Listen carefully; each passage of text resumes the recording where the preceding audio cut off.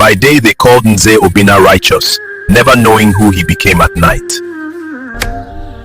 My husband is a good man. Our home is safe under his shadow. Why does Papa always leave when the moon is high? Papa is awake again. Something is wrong. Papa, are you going out? Go back to sleep, my child. Papa, please stand back. Tonight must not fail. This place feels evil. You promised protection. Power has a price. Take it, just protect me. Papa, is this who you really are? Why won't you eat? Some truths destroy words, Mama. Clung stubbornly to bare feet and ancestral hills stood like silent judges over human behavior, there existed a village that believed deeply in order, respect, and lineage. A place where elders said nothing happened without the ancestors first knowing, and where the moon was trusted more than human witnesses because it saw everything without blinking. Umuocham was the kind of village where reputations lasted longer than lifetimes, where a man's name could open doors for his children or close them forever, and among all the respected names spoken in that land, none carried more weight than the name Mzee Obinna Okorie. By daylight, Obinna was the image of righteousness. He was the man elders invited to settle disputes because his words were measured and calm.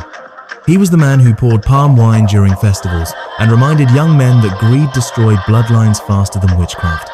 Villagers trusted him with communal funds meant for widows, orphans, and village development, believing his hands were clean and his heart loyal to Umuachim. When Obinna spoke, people listened. When he walked, people greeted. When his name was mentioned, respect followed. And in his compound lived his wife, Nwanioma, a woman shaped by patience and tradition, the kind of woman who believed a peaceful home was built by endurance, not questions. And there too lived their only daughter, Chiamaka.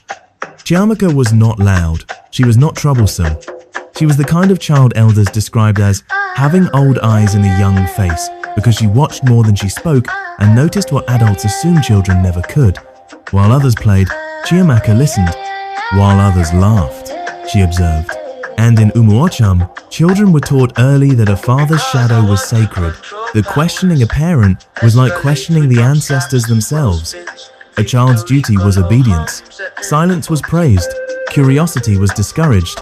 Yet even sacred shadows can hide dangerous truths. It began on nights so ordinary they carried no warning. Nights when the moon rose slowly like a patient elder and dogs curled quietly into sleep. Nights when the oil lamp dimmed and Nwanyeoma's breathing deepened beside her husband. It was on those nights that Chiamaka noticed something small but unsettling. Long after the compound had gone quiet, her father would rise carefully from his mat, tie his wrapper tightly, avoid the creaking floor, and step into the darkness without a word. At first, the child dismissed it. Who questions a father? Who doubts a man as respected as Obinna? Perhaps he was guarding the compound. Perhaps he was checking traps.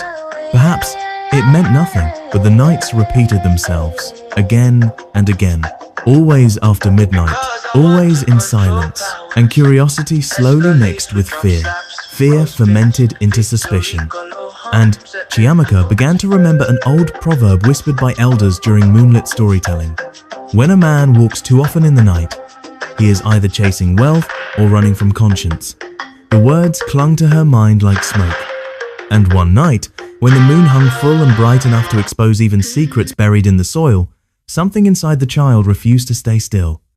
Barefoot on the cold earth, heart pounding louder than the village drum, Chiamaka followed her father. She kept her distance, hiding behind trees and huts, walking paths children were warned never to enter. Her small body trembled, but her feet moved forward, guided by fear and an unspoken need to understand. Obinna walked past familiar farms, past the shrine road, until he reached a hidden grove near an ancient Iroko tree, a place whispered about in fear, a place where men did not greet each other as brothers, but met as conspirators. And there, under the cold witness of moonlight, Chiamaka saw the truth that would tear her childhood apart. She watched as her father knelt before Chief Eziani, a wealthy man whose riches grew faster than his reputation, a man people feared but never trusted. Obinna removed a sack heavy with money stolen from the village development fund meant for widows, orphans, and communal survival and handed it over with trembling hands. Chief Eziani laughed softly, promising protection, influence, and elevation among elders, promising power, promising safety, promising relevance. In that moment, Chiamaka understood something no child should ever learn so early, that a respected man can live two lives, one in daylight and another in darkness. Her world shattered quietly. No scream escaped her lips, no sound betrayed her hiding place, but something inside her cracked beyond repair.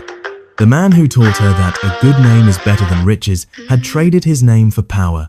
She returned home before dawn, carrying a secret heavier than a child's spirit should ever bear. From that day, Chiamaka changed. Her laughter disappeared. Her appetite faded. Her eyes avoided her father's gaze, not out of rebellion, but out of pain. Nuani Yoma noticed. Papa, is Mothers this who you always really do. are? She asked gentle questions, touched her daughter's head, watched her eat Why in silence, won't you eat? but fear sealed Some the child's truths lips. destroy words, In Igbo Mama. homes, silence is mistaken for obedience, and obedience is praised even when it destroys the soul. While the child suffered quietly, Umuacham itself began to decay. Money vanished, projects stalled, quarrels multiplied, neighbors argued over land and trust. Elders whispered that the land was angry, that ancestors had turned their backs, that something rotten walked among them. Yet Obinna's compound flourished unnaturally. His barns grew fuller, his respect grew louder, his voice carried more weight in village matters. And when a grand feast was organized to celebrate his elevation as a senior village advisor, Chiamaka sat among singing elders and forced smiles, listening as men praised her father's integrity. Each word pierced her deeper than a knife. Then came the night when the burden of truth became unbearable. African folklore teaches that when truth is buried too long, it poisons the soil and curses generations. And so when Obinna rose again to meet the darkness, Chiamaka followed him one last time. But this time, she did not hide. She stepped into the moonlight and called his name. Papa. Obinna turned and froze. In that moment, power dissolved. Titles disappeared. Wealth meant nothing. Because there is no judgment harsher than the disappointed eyes of one's own child. Under the open sky, Obinna collapsed. He wept. He confessed everything, the theft, the fear of poverty, the hunger for relevance, the terror of becoming nothing in a world that respected wealth more than integrity. Chiamaka listened. Then she spoke words that shattered him completely, that his name now walked only at night. Before dawn, Obinna made a choice that would either redeem or destroy his lineage. At sunrise, he summoned the entire village. He returned every stolen coin. He exposed the secret meetings. He named powerful accomplices. And he accepted punishment without excuse. The village gasped. Betrayal wounds deeply, but confession shakes the earth. Obinna was stripped of titles, fined heavily, forced into years of public labor. Chief Eziani fled in disgrace. Nwanioma wept bitterly. But something unexpected happened. Truth cleansed the land like fire. Trust slowly returned. Crops grew again. Quarrels eased. Obinna's shame became his cleansing. His back bent in the fields, but his spirit stood upright. And Chiamaka grew into a woman known for wisdom beyond her years. To this day, elders in Umuacham tell this story as a warning to parents. The children see what we do in darkness.